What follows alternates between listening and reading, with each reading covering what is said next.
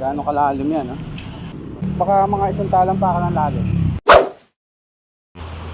Mga tol, kung sakaling kayo madadaan dito sa Clock Tower ng Balagtas patungo ng Bukawi, mag-iingat po kayo sa mga lubak. Napakarami po lubak dito. At ito yung pinakamalalim na lubak. Ayan,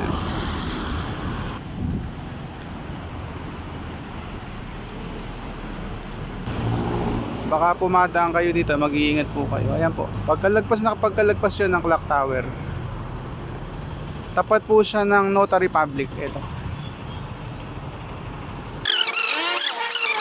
mga tol, isang concerned citizen ang nagpadala sa atin ng video at mensahe tungkol sa malalim na lubak malapit sa Clock Tower ng Balagtas. Kanya gumawa tayo ng video upang maging babala sa mga dadaan sa nasabing lugar.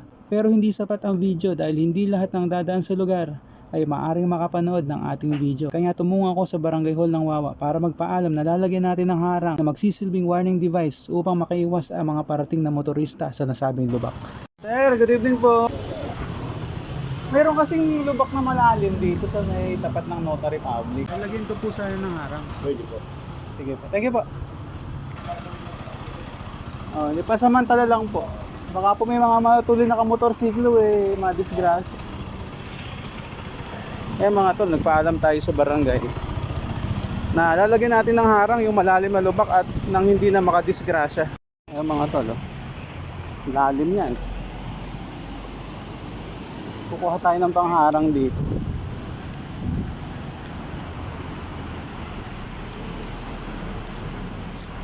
Ito na siguro kukuhanin natin.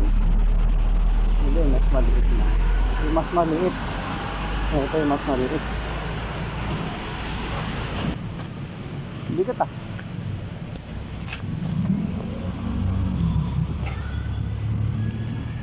Kaya mga to, bit-bit na natin. Yung harang natin doon sa lubak.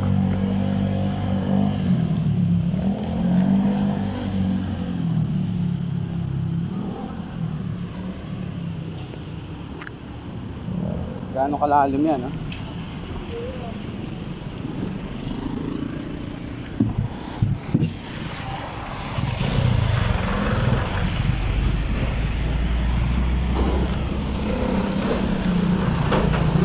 Mga to, nilagay na natin para hindi na makadisgrasya.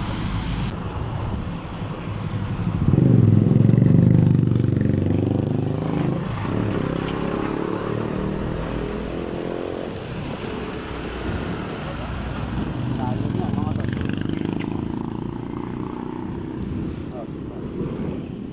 Ito yung papo, ha? Ganyan kalalim.